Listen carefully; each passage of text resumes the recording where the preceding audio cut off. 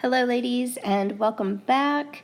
I apologize that I'm not here, but as I told you last time, I'm on the admissions committee, and so that's where I am during your class. Hopefully you can follow along with this video onto your notes, and it should be fairly straightforward, especially given what we talked about last time. So this section is geometric sequences. Last class we talked about arithmetic sequences, which were additive, right? You found the next term by adding a number. Could have been a negative number, but it's an additive sequence similar to a linear function. Today we are talking about geometric sequences. Geometric sequences have a common ratio. So let's go ahead and get that written down now.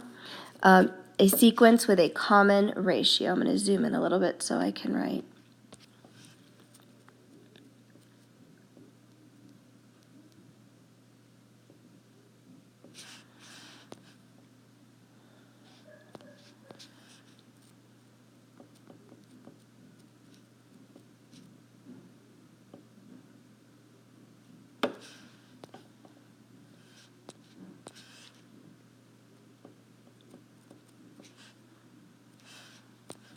So what this means is that it is multiplicative. Okay, geometric sequences are multiplicative. That means you are going to multiply the same number each time. The common ratio would be the number you multiply to get each successive term. So let's write that down. The number you multiply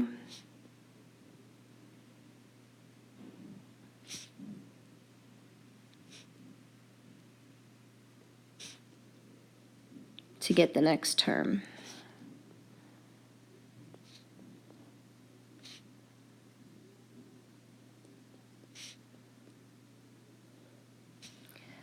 Another way to think about geometric sequences is they are similar to exponential functions, right? Because exponential functions are multiplicative. All right, well, let's take a look at the first example.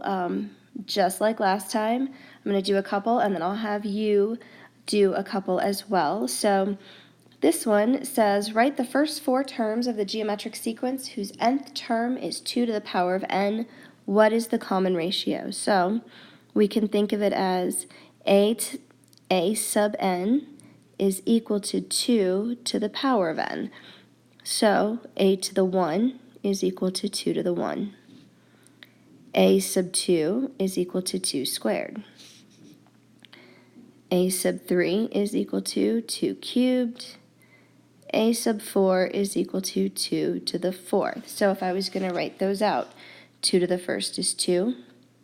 2 squared is 4, 2 cubed is 8, 2 to the 16th, or 2 to the 4th is 16, and of course this pattern continues. We can look at the common ratio. The common ratio, we can think about what happens if I do 4 divided by 2. How about 8 divided by 4? How about 16 divided by 8? In each one of these instances, the ratio that I get is 2. So the common ratio is 2. So that gets to be really important. The common ratio is 2. And that happens to be the number that we are raising a power. Let's take a look at the next one. This one is, actually we're going to skip that one. We're going to go to the third one because I want to make sure I walk you through this one, and then we'll come back to the second one. So here's this third one. Write the first four terms whose nth term is 6 times negative 2 to the power of n.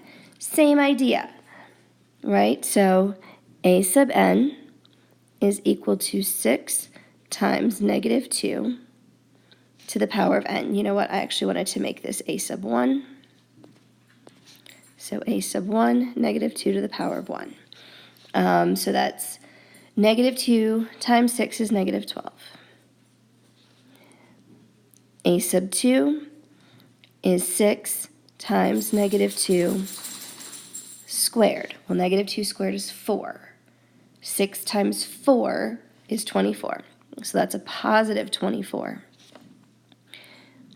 A sub 3 is equal to 6 times negative 2 cubed. Negative 2 cubed is negative 8. So 6 times negative 8 is negative 48. And then a sub 4 would be 6 times negative 2 to the 4th power. So negative 2 to the 4th is 16, and 16 times 6 is 96.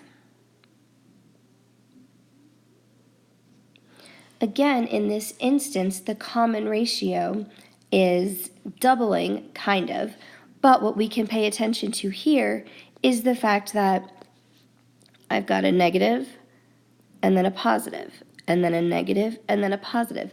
And what that tells me is my common ratio has to be a negative number. Because we know if it was positive, all of these would be the same sign. So the common ratio in this specific case is negative 2. So now, let me zoom out a little bit. I want you to see these two problems. Pause it if you need to take a look at these. And then actually I'd like you to stop the video right now, and I would like you to work out this middle problem either on your own or in your teams. All right, so let's take a look at this one. A sub 1 is equal to 4 times 3 to the power of 1. So if I take a look at that, let me move over a little bit, I can see that that value is 12. A sub 2 is 4 times 3 squared. A sub 3 is 4 times 3 cubed. And a sub 4 is 4 times 3 to the 4th. Remember that this subscript here is going to be the same as whatever n is up here. If we take a look at the pattern, right, there's a sub 1, a sub 2, a sub 3, a sub 4. We can also look at that common ratio. If we do 36 over 12, there's a 6. Let me erase that better. There we go. So 36 twelfths. Is that the same as 108 over 36? Is that the same as 324 over 108? And it better be. And that number better be equal to 3. You can also think of it as you start at 12, you multiply by 3. 36, you multiply by 3. 108, you multiply by 3. So that is what's going to give us the common ratio. In this instance, the common ratio is 3. So then we can look at the rule. The nth term of a geometric sequence has this form. A sub n is equal to a sub 1 times r to the power of n. So let's get a few important pieces of information here. R is your common ratio. Okay? N is the same as it's always been. It's the position, right? The first, the second, the third position within the sequence. A sub 1 is going to be your first term. N minus 1 is going to be your previous term. So let's take a look here at example 2. So here they're giving us a sub 1 and they're giving us r, and we have to write the rule. So let's start with, for our rule, we always start with a sub n, right, the nth term. We start with our a sub 1, which is 3, r is 2, and we're going to raise this to the power of n minus 1, right? Because just like with that common difference, we always are going to multiply by 1 less than whatever that position is. We can write the first 5 terms. The first term on this one is 3. The next term on this is 6. Then we've got 12, 24, 48. No, I am not sitting here with a calculator doing this, right? I knew which my first term was. My first term was 3 because it told me that. And then I knew that my ratio was 2. That means that I have to double from one term to the next, right? So double, double, double, double. All right, I am going to stop here, and I'm going to let you try the next problem. Write the first 5 rules of the sequence, and write the rule for the sequence. All right, so hopefully you guys stopped this and can try to work through this on your own. I like to write the rule first. It makes the most sense to me. So that's what I did. A sub n is equal to 2 times negative 1/4 to the n minus 1. Now, what we should be able to predict at this point is that if our common ratio is a negative number, then the sign of each term is going to alternate, right? It'll start with, in this case, positive, and then it will go positive, negative, positive, negative. If, for example, this number had been a negative number and my common ratio was negative, then it would have started negative and gone negative, positive, negative, positive. But what we need to remember is that if the common ratio is negative, then the terms will alternate in sign. So let's take a look how we get from one term to the next, right? I start with 2, I multiply by negative 1/4, and that gives me negative 2/4, which I then simplified, right? And then I multiply this by negative 1/4, and then I multiply that by negative 1/4, and this one by negative 1/4. So each time I'm still multiplying by the same value. So let me zoom out here. I want you guys to be able to see the entire page. If there was anything that you missed, pause it right now, zoom into whatever you've missed, and make sure you get that information down before we move on to the next page. So as I hope you've noticed, this is a pretty short lesson, and so you should be able to have a fair amount of time to work on your homework during class time. Really, the concept here is exactly the same as what we did with arithmetic sequences. So here we're going to find the 15th term if we know the first term is 20 and the common ratio is 1.05. Okay, not a problem. Let's first write this out as a rule. So a sub n is equal to 20 times 1.05 to the power of n minus 1.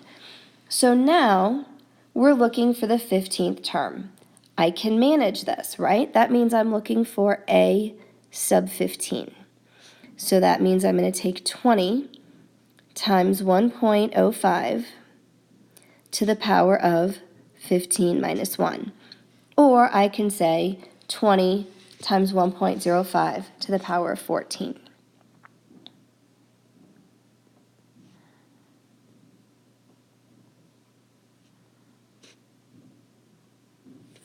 Now, I don't know what 1.05 to the power of 14 is, so I'm going to have to use my calculator for that. And when I plug that in my calculator, I get 1.97993 for that value. And so I'll just multiply that by 20, and I find out that my 15th term, and ladies, I absolutely use my calculator for this, is 39.599.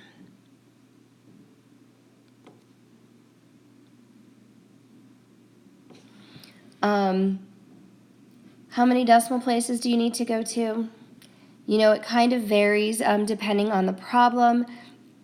For this one, because there were so many, like 1.05 to the 14th power it would have rounded to 2, and I didn't want that, so that's kind of why I spread it out over a few decimal places before I multiplied by 20. So I think here 3 decimal places is reasonable. I don't think I would have gone to 2, only because it would have been 39.60, and that's not really something that I wanted.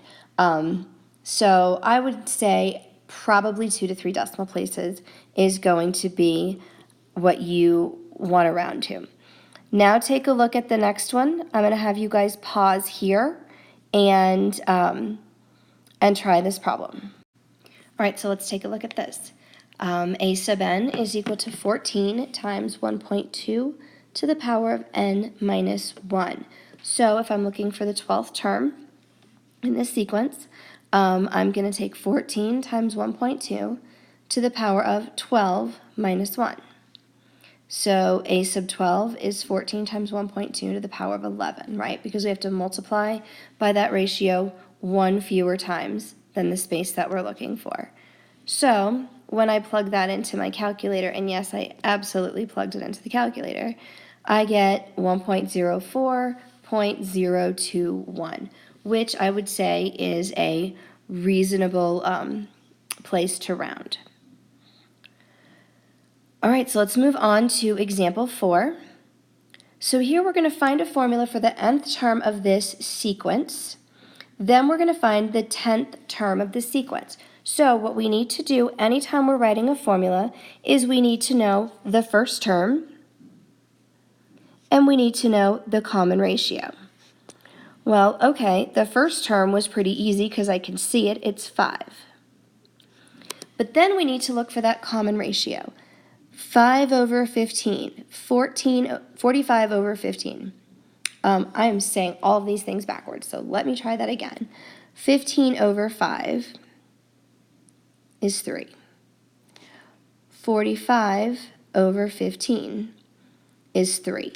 So the common ratio here has to be 3. Once I know that, I've got my rule, a sub n is equal to 5 times 3 to the power of n minus 1. So if I want the 10th term,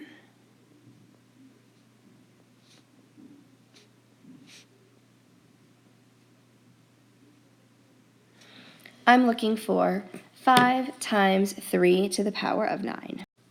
And for that, I get a sub 10 is equal to 98,415.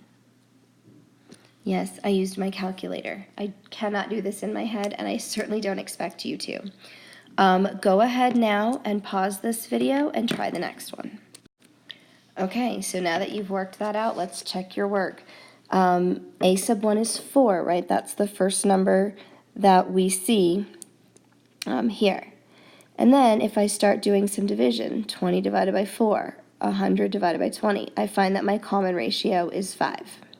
So I can write my rule as a sub n is equal to 4 times 5 to the power of n minus 1.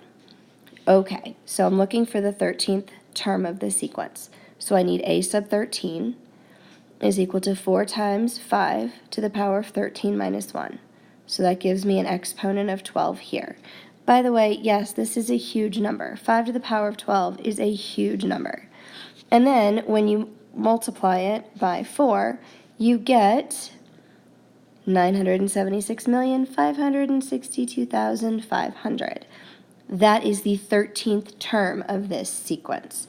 So hopefully what you can see here is that sometimes writing the rule for the sequence makes much more sense than listing out all of the values.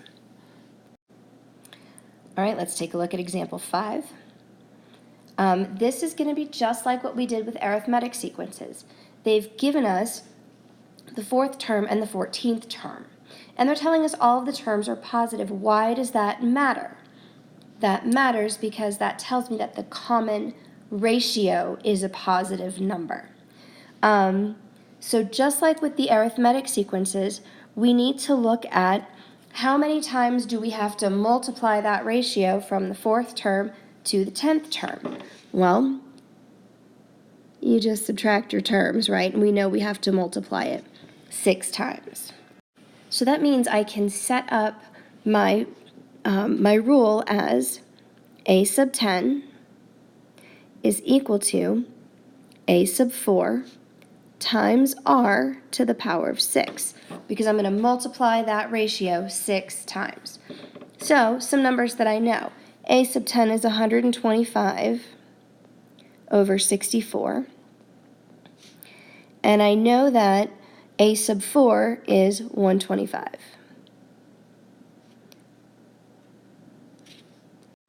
And while I know we may not love the fractions, this is not super difficult, right?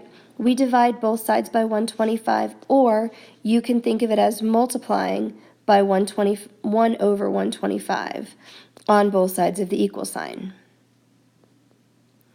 And we might think of it that way because then we can see this cancels. And what we're left with is 1 over 64 is equal to r to the power of 6. Okay, so now I just need a sixth root. Our calculators will do that for us.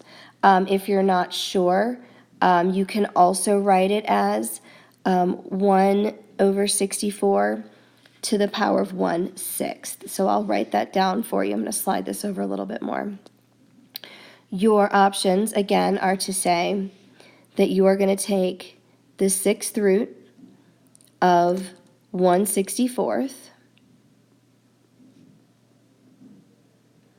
or you're going to say 1/64th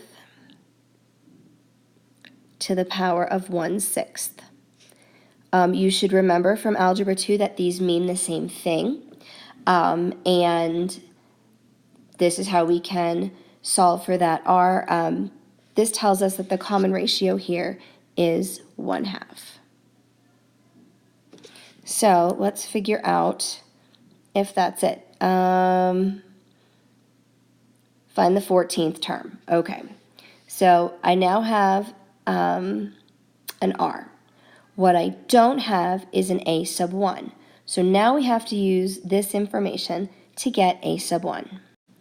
And I can use that again using my formula. So here is what I know. Let me see. I'm going to slide that down a little bit more.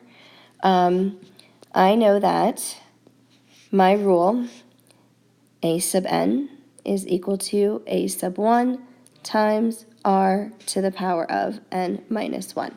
So let's figure this out. A sub n, oh, hold on. I apologize, that was my kid coming home. Okay, what we know is we have a fourth term, so we have an a sub 4. We're looking for a sub 1, but we have an r of 1/2, and my n was 4, so my exponent is 4 minus 1. So a sub 4, I need to slide back over and take a look at that. Oh my, that's interesting. So a sub 4 is 125. Well, isn't that neat? I was not expecting that.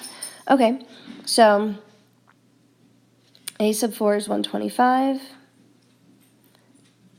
and that's equal to a sub 1 times 1/2 cubed. 1/2 cubed is 1/8.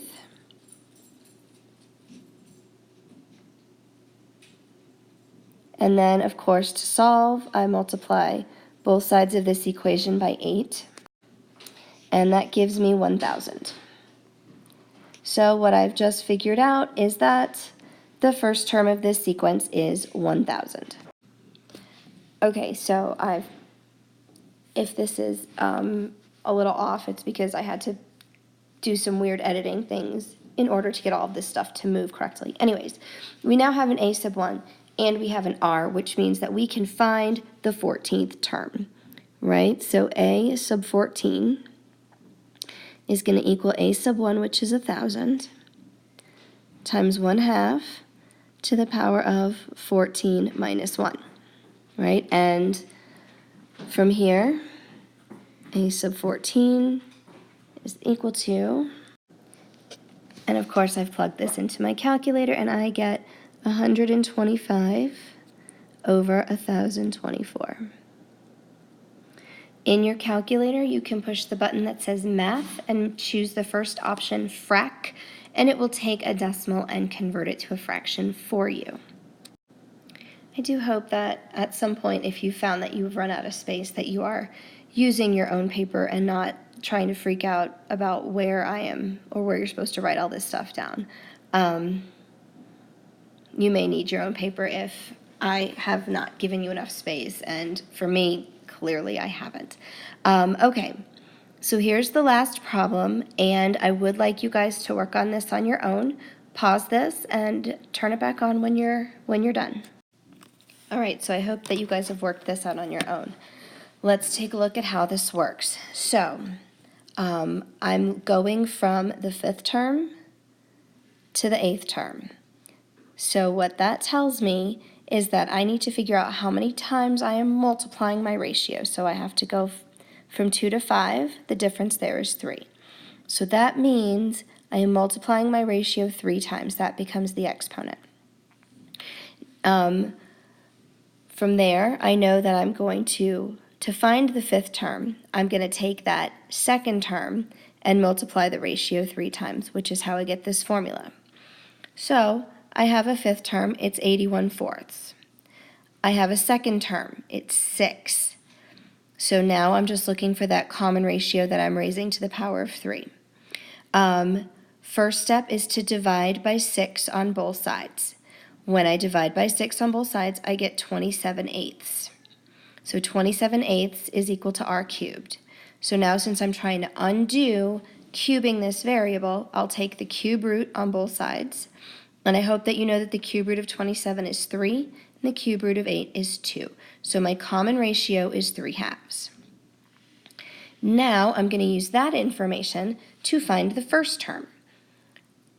Right? I've got my 2nd term. I'll use my first term times my ratio to the power of n minus 1. N is 2, which is why 2 went right there. A sub 2 is 6. A sub 1 is what we're looking for, and I have 3/2 to the power of 1. After that, I have to undo this multiplication, right? I'm saying 3/2 times a sub 1.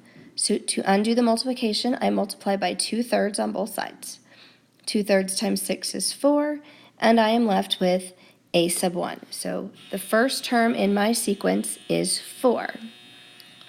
What I can use that information now to write my rule. To find the nth term, I'll take my first term times my ratio to the power of n minus 1. If I'm looking for the 8th term, then I'm going to plug in 8 for n and know that my exponent is 7. This goes in my calculator. After that, I hit math and then frac to get a fraction, and I learn that the 8th term is 2,187 over 32. So let me zoom out of here. This was a lot of stuff to look at. I'll zoom in here really quick and let you guys pause it here if you need to get any notes down. And then I will move it over here if you have to get some of those extra things down. And then finally, if you need to take a look at the last problem. Your homework assignment is up on Canvas, and it will get collected next class. I am headed off to New Orleans for my service project, so I hope that you guys are doing well in this class with, I think it's Ms. Rapace is coming to sub for you. So be good, and I will see you guys when I get back.